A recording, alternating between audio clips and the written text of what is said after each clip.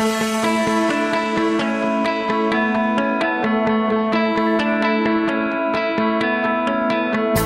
you ever thought of buying a franchise or currently own one or many?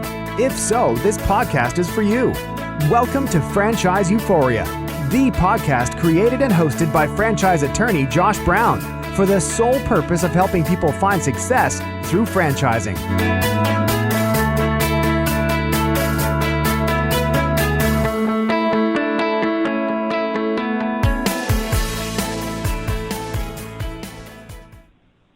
Hello and welcome to another episode of Franchise Euphoria, the podcast to help buyers, owners, and expansion-minded businesses find success through franchising. Today, I am thrilled to have Matt Frey on the show. Matt and his wife, Rachel, are the founders and owners of Bub's Burgers and Ice Cream, along with Bub's Cafe, two restaurant concepts that are wildly successful and recently converted into a franchise model. Bub's Burgers is the home of the massive 22-ounce Big Ugly Burger. This burger attracted the attention of Adam Richman from the hit TV show Man vs. Food, who simply could not resist the challenge. Matt and I will talk about this and much, much more throughout the interview. So let's get started. Hello, Matt, and welcome to the show. Hey, Josh. Thanks. Well, you know, we have a lot to cover in this episode. You and I have talked off of the recording. And, you know, there's so many things I really want to dive into with your story and how you got started. And I think that's really a good jumping off point, just starting at the beginning and telling us how you decided to enter the wacky and exciting world of restaurant ownership. Yeah, the sure thing of the food business. Yeah. Well, how it all started, I mean, I'll go back to the very beginning. I had a job when I was 9 years old. I was a paper boy. I had that job until I was 15, but at the age of 14, I started in the food business as a dishwasher at a new banquet facility on the north side of Indianapolis called the Ritz-Charles. So I literally had two jobs at 14 and 15 years old. Eventually I became way too cool to have the paper out anymore, so I had the job at the Ritz. And, I did about every job in that facility from, managing the buffets, bartending, doorman, code check, landscaping. You name it, and I did it. So, at the time, I didn't even realize back then that I was learning all these valuable lessons that come to find out that I would use so many different ways as I got older. Once I graduated from high school, I went to Ball State University, majored in political science, thinking I was going to go into government work of some sort or teaching of some sort. And at the last minute, I decided to take a job with a food brokerage. And at that time, I was based out of Indianapolis, and I dealt with a specific distributor only, repping 60 different product lines, Tyson Foods being the biggest. And my job was to stay front of face, front of mind, a true sales job of these sales reps to go push the products that I repped. And I'd make calls myself. I'd be in the kitchen cooking food. It's food sales 101 is you cook it, you get it in their mouth and find out if they like it or not, and then try to sell it to them. I took a promotion with that company up to Grand Rapids, Michigan. At that point, I was covering the state of Michigan with second and third tier distributors, again, repping 60 different product lines. But, at that point, I got a little tired of being the middleman. And, being in between the manufacturer and the distributor, that's that middleman position I refer to. I'd rather be on the decision-making side for, how to use the marketing funds efficiently, decide how much money could be used for a marketing fund, et cetera, et cetera. So I was offered a job by the Kellogg Company, selling, obviously, all their well-branded products like Frosted Flakes, all their cereals, Pop-Tarts, all those products they have. And they put me in Milwaukee, Wisconsin. I was there for just about a year. With any kind of job or opportunity you have, the better you perform, the more opportunity there is. So I exceeded expectations, got promoted within the year down in Nashville, Tennessee. Was there for just over a year. They promoted me up to corporate. And that was just a great, great experience, learning the brand identity of the different products, the quality, the value of their product compared to others just like it. And again, learning lessons that I really had no idea would be so important to me later in life. After 3 moves in 3 years to Kellogg's, I was there almost 4 years, and they wanted me to move again, and I said no. And at that time, my family was, just starting to develop. We were married, and we just found out we were pregnant with our first child. And I said no to the move, and corporate world, it didn't really turn out that well. So I decided to go find another sales job with a company that I actually repped as a broker. Stayed in Kalamazoo, Michigan, and covered 15 states. And then my old boss, one of the ones from Kellogg's, left there to went to a company in Kalamazoo, Michigan called Fabri-Kal, a plastics thermoformer. And I went to work with him and was there for about 2 years. But at that time, again, I was on the road Monday, hopefully just Thursday, but typically Friday, 40-some weeks a year in sales and, staying front of mind with all the brokers I managed and all the different products. And that was the same at each level of each company I was with. And that's when my wife Rachel and I started talking, what if we do our own thing? Well, what would it be? And having all that experience growing up in the food business, and Rachel worked at restaurants growing up and while in college as well, just knowing distribution the way that I did and manufacturing from the food to tabletop to disposables like Fabri-Kal, looking back, I was like, you know what? I'm pretty well versed in the whole industry of food service and how distribution worked, et cetera. So that's when we decided to open our own restaurant. And then it came down to, well, what is that restaurant going to be?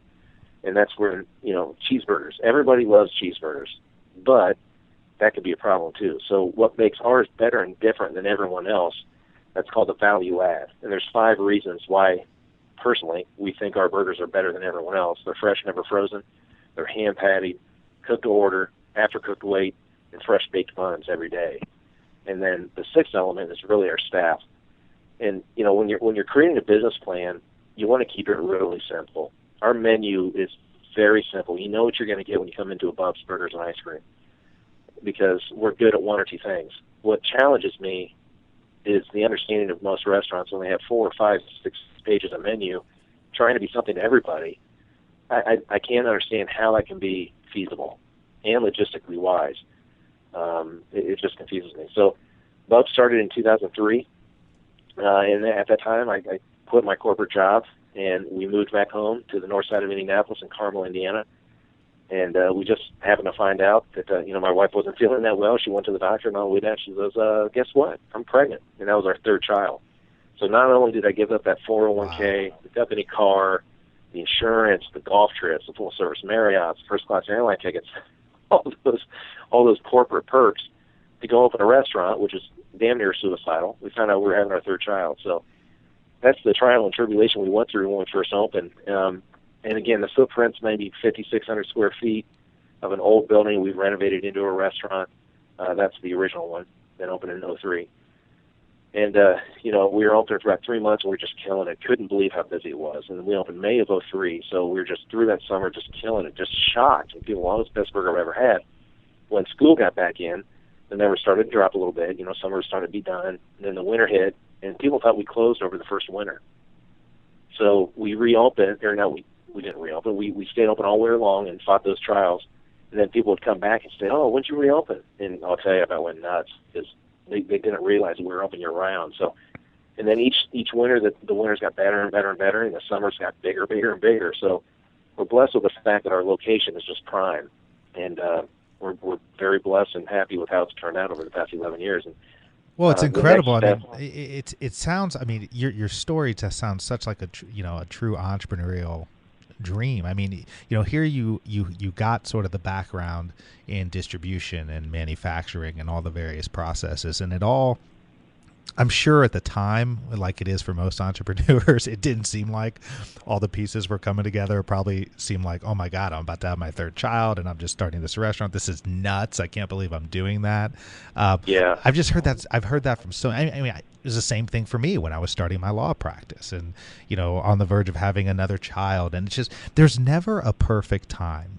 Would you agree with that? There's never a perfect time to go launch your dream, right? I mean, you have to do the best you can. You want to get the experience. You want to plan things out. But I don't think there's ever a time where all of the stars magically align and then it's like, okay, now I can go do it. Well, you're exactly right. And, it's the same thing with anything, really. I mean, if you're married and you want to have kids and you're going to wait until you have enough money, there's never that time that you're going to have enough money. You just, you take that risk, you take that jump, and you manage through it accordingly.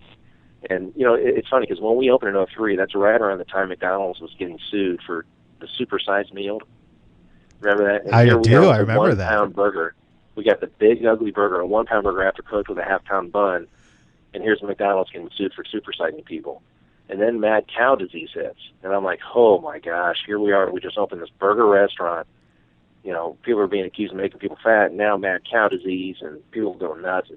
So yeah, and then we flooded in September. The 100-year flood happened in our community, and Wow. you know, we had like 2 feet of water on the whole building, and that's after being open 3 months. And you know, it's so funny, Josh, because you respond in so many different ways than you ever thought you would.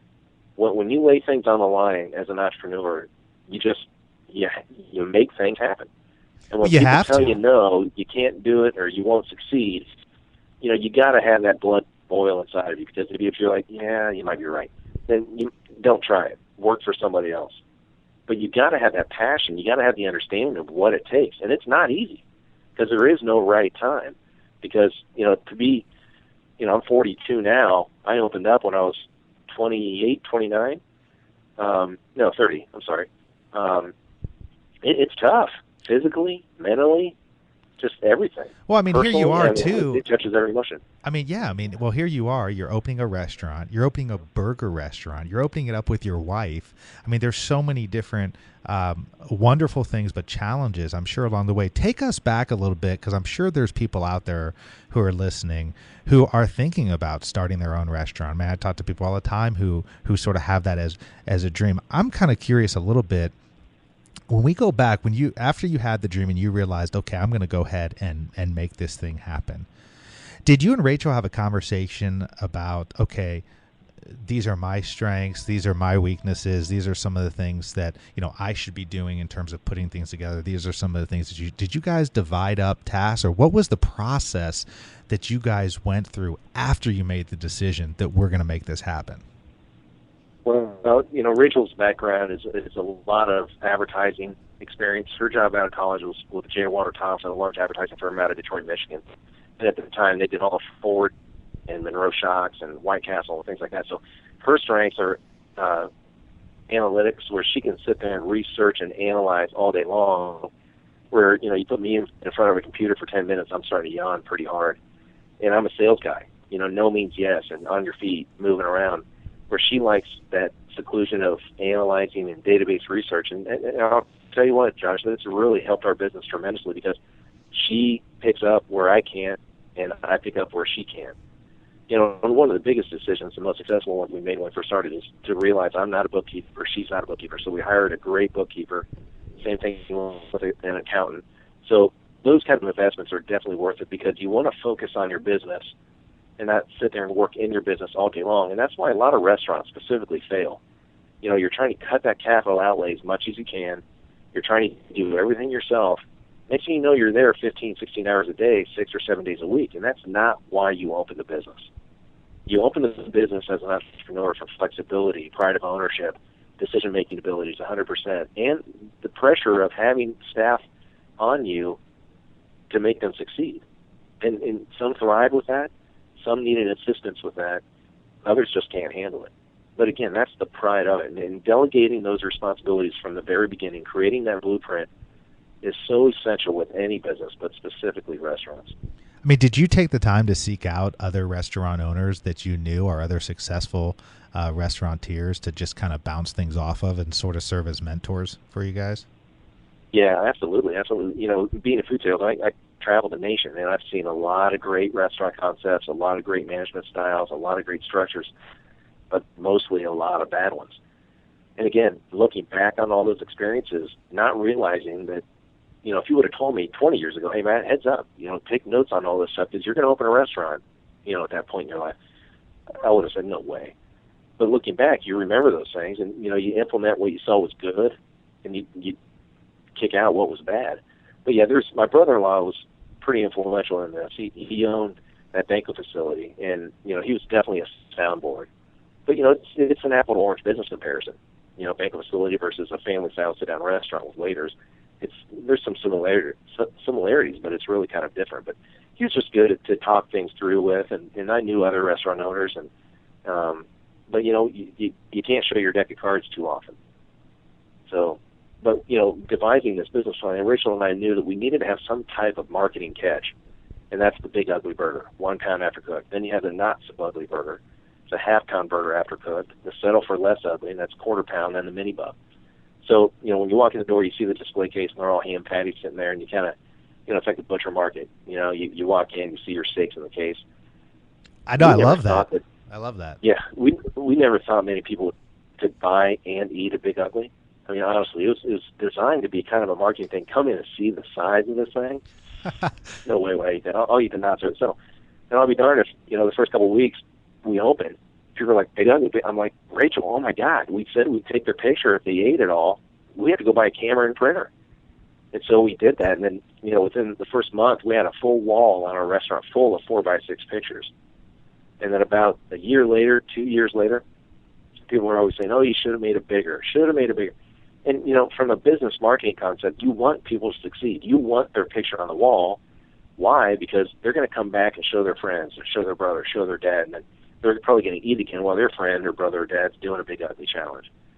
So who came up with that? Who came up with that marketing? I mean, I think it's brilliant. I mean, who came up with, first of all, naming the Big Ugly Burger, and second, just thinking because everything you're saying is really, really great information, because most people don't think about these things. I mean, when I talk to people who are looking to start a restaurant, or you hear people talk about it, they don't think from that perspective. They think, oh, I just love to make this, and I think I should start a restaurant. Yeah. You guys really had the business side of it down, which is Absolutely. So important. And there's no question, the Big Ugly Burger, what a differentiating point. It's like a speaking point. Somebody can leave there, and in addition to saying it was a great burger, it was, man, I got my picture on the wall. Yeah. Yeah, and that's the problem a lot of restaurant owners make, is that they like the idea of the business, of the restaurant. They like cooking, or they like being behind the bar, and they want their friends to all come in. They like that idea and that restaurant idea concept, but they fail to realize it's a business. And if you treat it as your own grocery, as your own bank, as your own refrigerator, whatever it may be, you're doomed for failure.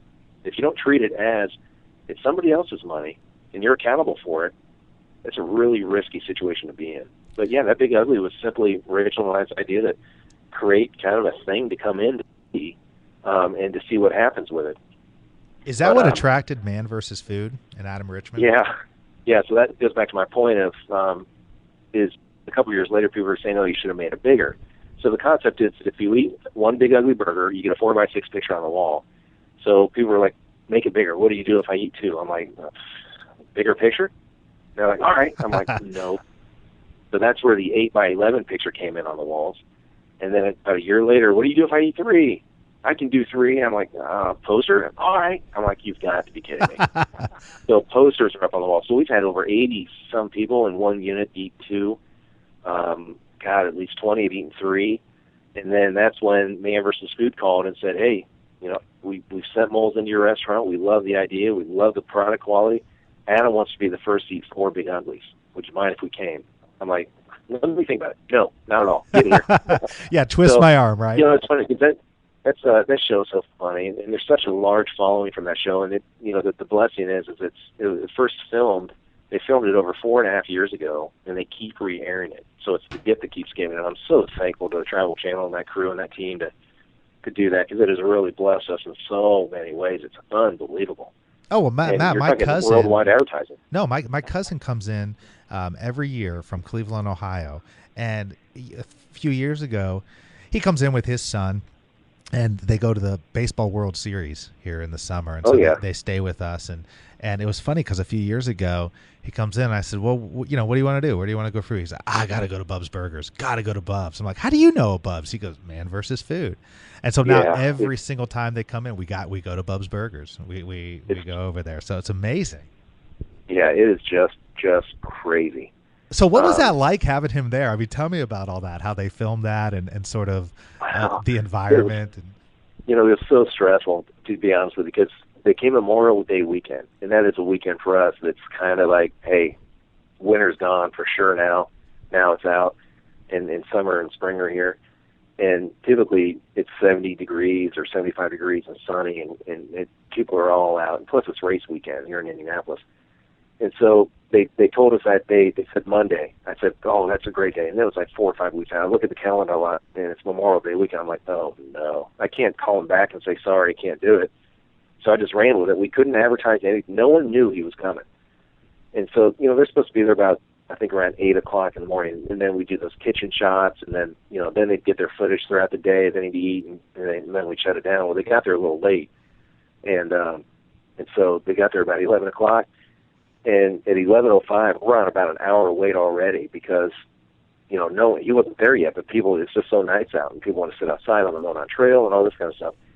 And then he shows up. So picture you watch the show all the time, and you're sitting at Bub's, and in walks Adam with a camera behind you, or behind him. People just started freaking out. I mean, got on their phone immediately. Next thing you know, there's thousands of people all around Bub's. The wait's up to 4 hours now. We're just all freaking out. But then we had to do the kitchen shot, so we had to close everything down temporarily. People were still in there, waiting and all this stuff, but we had to do the kitchen shot. So it was a very tense, crazy day, but I'll tell you, it's just priceless, and I'm so grateful for it. It's just amazing. That's incredible. So it was total impromptu, really. See, I didn't know if they staged some of that with all the people in there and everything. No, not at all. And it's just, and it felt so bad because when it came time for him to eat, to try to do the Four Big Uglies, they had the table setting kind of near the entrance, and all of our other tables are in back, and people that were already there, they wanted to stay. And so from a table turn perspective, we couldn't turn tables. We did a lot of to-go orders, but then these seats that did open, people were like, pick me. I mean, it was unbelievable because you had to fill the seats. And say I had to fill 6 seats, and there's 100 people that want to sit there to be on camera.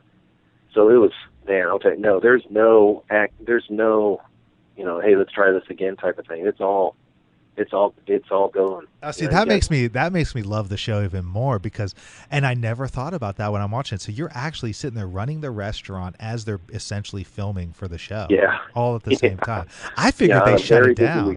That is cool. No. Wow. That's fascinating. It's just a little stressful, but like I said, I'll go through that any day to get that kind of publicity. It's just great. Well, so tell me this. Let's turn to franchising a little bit, because here you are. You have one burger and ice cream place. When do you reach a point, or when did you reach your point where you decided, hey, we can open up a second location? We're ready for this. Yeah, well, it's the man versus food thing played a role in that, and also it's down in Bloomington, Indiana, where Indiana University is, and that's where Rachel went to school. And we were down there visiting some friends or something. We saw this building for sale, and it was just a perfect Bub's building, all brick. And our signage, you can just envision the sign on it. And we looked in the window, and it was bare bones. There was no HVAC, no plumbing, no electric, nothing. Just limestone walls and concrete and brick. We're like, oh my goodness, there's no way. The build out for this thing would be just way too large. The time went by about a year, and then long story short, we were down there, it's still for sale, and made an offer, and they actually took it. And I looked at Rachel and was like, oh, we just bought a building. So that's kind of how Bub's of Bloomington came about. And it's about an hour and 10 minutes away on a college campus. And, it's a little bit bigger than the original footprint up in Carmel. And it's done really well. We in our business plan and forecast, we estimated that when the kids all went home for summer or for the holidays, the business would trick down 1 or 2 points. And believe it or not, Josh, it stays level, if not tricks up a point. Really? Because the locals love it. All the locals absolutely love it, because a lot of restaurants will close down when those kids leave. And plus, we're not a place that has a bunch of beer signs up, beer posters, and all that kind of stuff. It's a family restaurant. It's clean, it's safe, it's good, it's easy, and it's what everybody wants. Well, so I'm an IU grad myself, and so yeah, I love that there's a Bub's down there for whenever I get back to Bloomington. But how was that for you once you got it set up? Talk a little bit about some of the challenges and experiences, and maybe some things you learned from now running 2 locations, and not just 2 locations, but 2 locations that are 100 miles away from each other. Yeah, it's all with the people you surround yourself with. I mean, I always use this analogy. It's just like life. Life is so easy if you got the right people around you.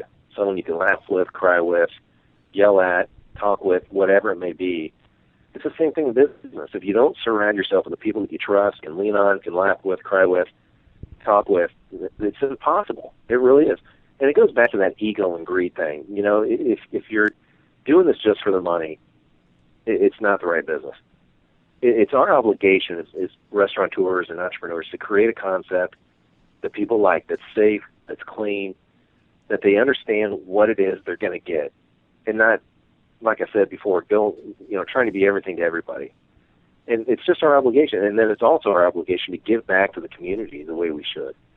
It always kills me when the schools go to restaurants and say, hey, have a junior high day and all the money will go to the school, or 10% of the proceeds go to the school. And it's just, and the restaurant gets all this advertising and all this free press, and they end up giving like $250. Where I've been confronted by schools to do that, I'm like, no. And they go, what do you mean? I go, no, it's my obligation to help you support a group going to study politics in D.C. for a week, or, something to do with a business program or something like that. It's my obligation. I'll write you a check for $500 right now. And to me, that's my obligation that we should do for the community, not, hey, what am I going to get out of this? I'm gonna really make on this one. I'm only going to give you $250, but I'm going to get all the free press from you guys all over school, your parents, your families, their friends. It confuses me. But I guess I got off track there. But to answer your original question, you got to surround yourself with the people that you trust. I mean, this business is so risky to begin with, and a lot of it is theft. It's burnout. It's just bad plan, bad location, et cetera. But if you don't have the people that you trust, you're doomed. Well, so how did you get a good manager down in Bloomington? I mean, did you guys know somebody, or was that a process? Well, I promoted a guy from within, and he was willing to relocate down there. And in that building we bought, we have 2 apartments in it. So, we worked out a deal that he got to stay in the apartment, and he worked, but I've been through a couple of them. I've been through a couple managers because there's a process to follow. And if you can't follow that process, the business kind of falls apart. The process is the solution. If you have a business, especially a restaurant, if you don't have checklists, a blueprint for somebody to follow, you're never going to get away from it. You know what I mean by that? Oh, if I hire you, Josh, to run a Bubs and just say, hey, go run Bubs, versus, hey, Josh, here's what you do when you open, here's what you do when it's slow, here's what you do when you close, and if you live by the philosophy open to close, close to open, and follow the process of our training and our implementation of our thoughts and what we call Bubisms and everything else with the business, not the restaurant, you'll surely succeed and be content with what you're doing. We just had a managers meeting where all of our managers got together from all 3 burger shops and our cafe and our catering division, and we talked about the buy-in. Do you believe in us? Do you believe in what you do? What are you motivated by?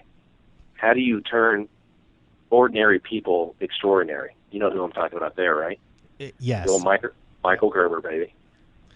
Exactly. Michael, and for those who don't know, Michael Gerber, E-Myth Revisited. I mean, a lot of what Matt's talking about, what you're talking about, are those principles of learning how to systemize and to take what you do and take what's in the owner's head and put it down into a process so that ultimately you end up working on your business instead of in your business, and therefore you can be a part of it in a way that helps it grow, helps it mature, helps it become more efficient, but you're not buried in the day-to-day, which almost every restaurant owner I know is buried in the day-to-day.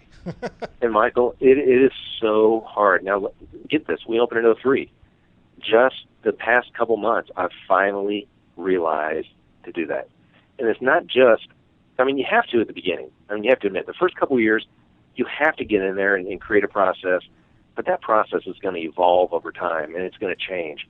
And that's your job as the owner and the entrepreneur, is to make sure that is in sync with the current changes of the economy or the customer base or whatever it may be. But I'm telling you, it's also very, very hard to let go. It's hard to let go to a GM to say, okay, they are now me. Are they doing it? You settle for a little mediocrity, but again, it goes down into finding that right person. And it took me 11 years, Josh. It took me 11 years to get used to that, to say it's time. I've hired them. I'm paying them to do a job. I'm working on the business and not in the business. Now, granted, I still stop in. I'll still point out things that need work done, and I'll still communicate with that GM and what I found, what I saw.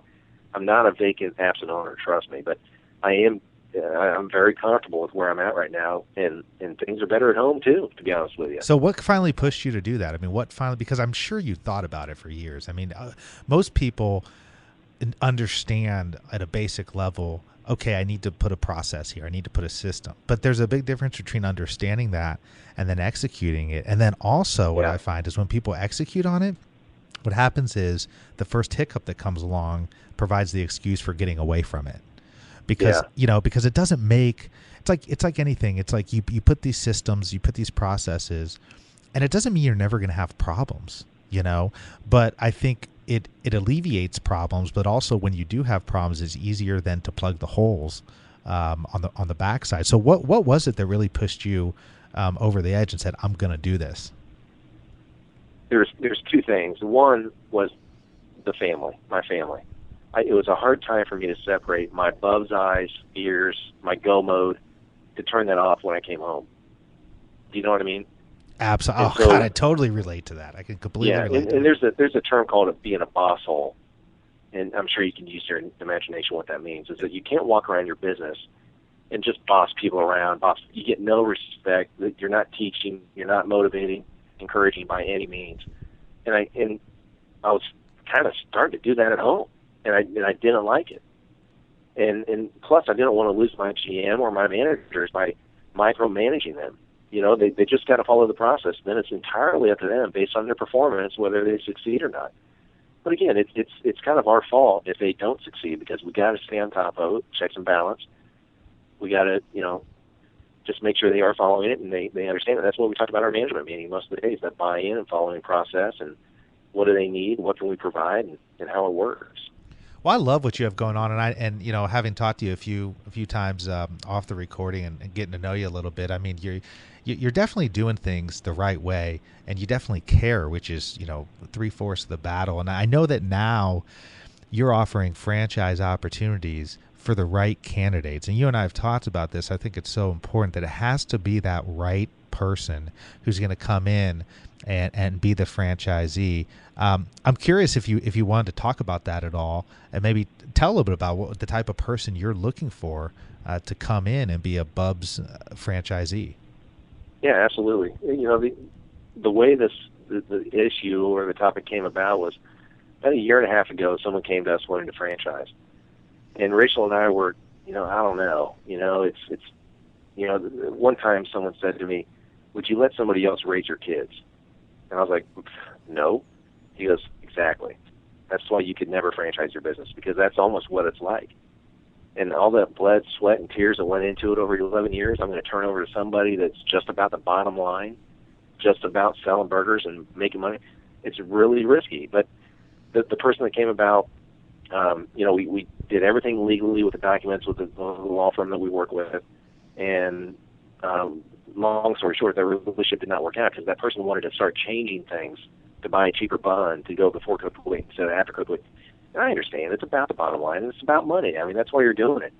But that's also why a lot of franchisees, they kick off really strong, and then they disappear, where our concept is you're going to do great starting off and continuing. But it's not that takeoff launch point that most franchisees have.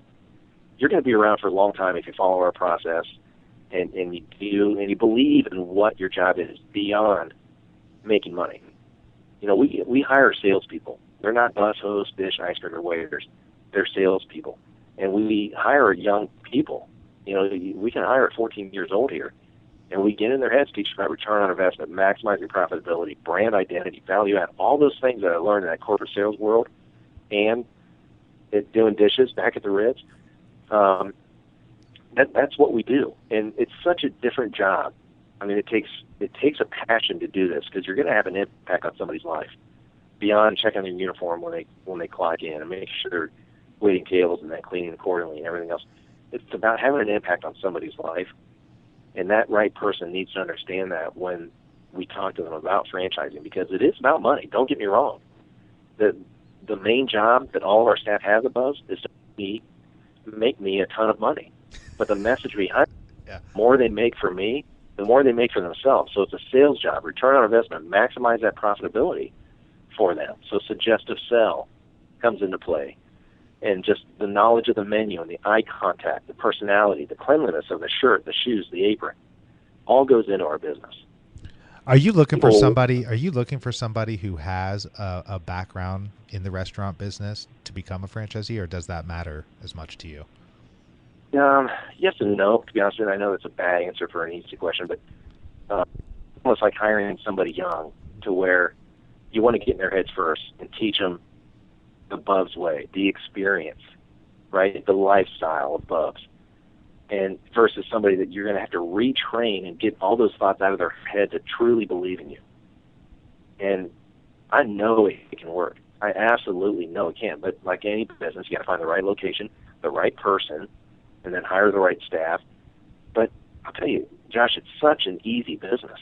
I mean, honestly, it is. It's a very simple business. If you be simple and good at one or two things, and you don't try to be everything to everybody, and you're clean, and you buy right, and you motivate, educate, encourage, these people will buy into this philosophy, and then you'll get the return. And the biggest compliment to me is that, I had a couple of girls work for me when they were 14. They graduated from high school. They've graduated from college. Now they're getting their masters, and they're still working for me. Number one, they make great money. Number two, they believe in the brand. And then they've even said to me before, Matt, gosh, back in the day, you're such a jerk to work for, but you know what? You were right. And what I've learned here at Bubs has helped me in interviews. It's helped, and even these kids that graduate from Kelly Business School down at IU that are struggling to get a job, they, with no sales experience, are trying to get a sales job, but they go, well, wait a minute. I worked for this guy that was pretty tough on us, and we know about return on investment, profitability, and brand and value. And so his boss actually called me and said, hey, I don't know what you're doing, but I want to start hiring people that you employ because what you're doing is right. And so to me, that's more meaningful to me than any dollar I make. Is the fact you're making a major impact on somebody's life, a young person's life, even the mid-20s. Who am I? My dad didn't buy me a car. I'm upset still. It doesn't matter. You got to move on from that and realize that you got to take care of yourself. So how do you do that? And how do I do that? You create a positive work environment, a drama-free zone in the restaurant business, a product that's easy to sell, and something that they're going to come back and get. Well, Matt, I mean, I can tell you, I mean, you're unique. I mean, in from that perspective, I think that's fantastic because a lot of restaurant owners are, as you know, are just looking for somebody to plug holes. Hey, let me grab another 15-year-old off the street. Yeah. And you're really investing in them, and you're exhibiting tough love. But that's the kind of thing that really pays off. And quite frankly, that's the kind of thing that makes people want to invest in your brand and invest in it. Tell me, where can people get a hold of you? My cell phone is fine, actually, or my email. My email is bubs@bubsburgersandicecream.com, or my cell phone is 317-727-3371. Well, I tell you, we have been talking now for some 37 minutes. It's flown by. You've been an amazing guest. You've shared some really, really great insights, and I just thank you for your time. I know you are super busy.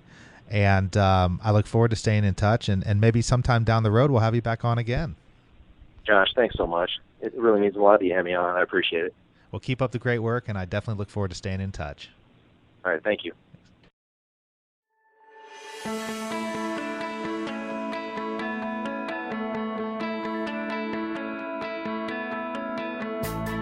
Thanks for being with us today on the Franchise Euphoria podcast. If you enjoyed this episode, please be sure to go to iTunes and provide a review. Also, please remember that although Josh Brown is a licensed and practicing attorney, nothing contained in this podcast should be construed as legal advice, because it is not. The information contained in this podcast is general and educational in nature, and none of it should be relied upon as legal advice. That being said, if you have questions for Josh and would like to contact him, please email him at josh@franchiseeuphoria.com. Thank you so much for listening, and we hope you tune in to our next weekly episode.